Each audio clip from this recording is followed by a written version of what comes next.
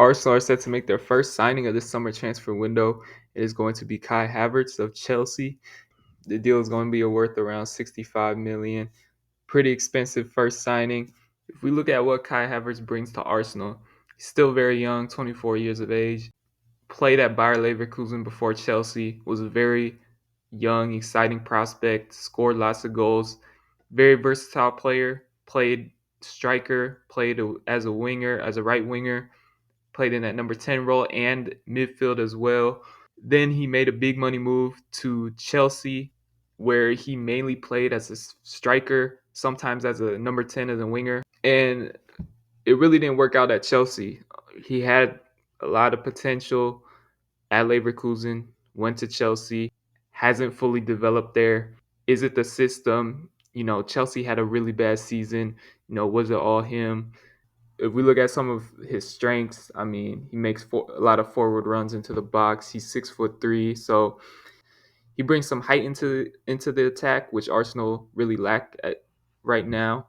And obviously the versatility before he's played multiple positions, but also at the same time, does he really play any of those positions really well? That's sort of a thing that makes Kai Havertz an interesting player. We'll see if Arteta has a plan. Arteta has to have seen something and has a plan for what position he thinks Kai Havertz will work best in. Personally, for me, I think he's like a number 10. I really don't see him as a striker. Kai Havertz does not have great finishing. He missed a lot of chances at Chelsea. He was offside a lot. I don't think he works as a number 9 in the long term. If you try and put Kai Havertz in the midfield, where there's a lot of talk about him replacing Granit Xhaka, does he really have that defensive physicality and the defensive awareness, to be playing that role, especially against like big teams? I'm not sure if he has that defending ability to fill in a two next to, say, if we do get Rice or a Partey. And we know he lacks some consistency at Chelsea. He had some very, very bad games, but also had some good moments there. Obviously, scored in Champions League final, had some good goals. But did we really see it every week in, week out at Chelsea? No. If we look here, trying to see where Kai Havertz will fit into this current Arsenal team. He's played in all these positions before. He's played left wing, striker, mainly as a striker at Chelsea. He can play right wing, but he mainly played as a number 10 at Leverkusen, where I feel like he did a lot better than he scored. He had more production there, and then he could also possibly play midfield. Where does he fit in? He can fit in for Xhaka right here.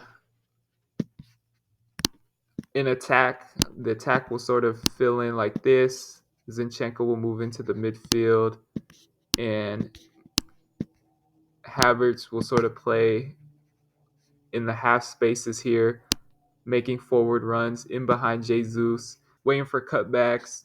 I think this could work against the smaller teams when we're chasing a goal, when we're playing a low block. Havertz making runs into these areas like Granit Xhaka did last year, and Granit Xhaka really excelled in that role last year, having one of his best seasons at Arsenal. I think Havertz will add more in an attacking sense than Granit Xhaka did, but defensively, I'm not sure. If we look in defense, Arsenal defended a lot in a 4-4-2 last year. Does Kai Havertz really have that ability defensively to play in this position and win the ball in these areas? I'm not sure, especially against big teams like Manchester City, big games. I'm not sure if he really works there. Havertz could also fill in as cover across his front three, and for Saka, he could also fill in on the left for Martinelli in certain games. Not sure if he's going to be as tricky as a Saka and Martinelli out on the wing for defenders, but I think he can play there as cover. The other position where he mainly played at Chelsea was up top as a number 9. Say injuries or anything, Jesus already doesn't have that finishing ability that we really are looking for in a striker. And Havertz is sort of the same way. Both of them miss a lot of chances. Jesus, there were talks about him maybe being a winger. Obviously, before at City, he played a lot on the wing. We could possibly move Jesus out to the wing in some games and have Havertz play the nine. My last thoughts on this Kai Havertz signing is I have a lot of question marks about it. Initially, from just seeing him at Chelsea, the Chelsea fans really not liking him. Chelsea fans wanted him to go. He was part of their weak attack that did absolutely nothing this season. And if Chelsea fans wanted him to go, that's usually not a good sign. But does Mikel have a plan for him? Arteta would not be signing Havertz if he didn't see something in him. Now, I'm not saying it's going to work because Mikel Arteta has a plan for him. Mikel Arteta, and they haven't hit on all their signings. They've made good ones. Yes, Aaron Ramsdale, Ben White, Gabriel, Trossard coming in January did a lot. We've made some signings from Chelsea in the past that didn't work out. Willian, horrible signing.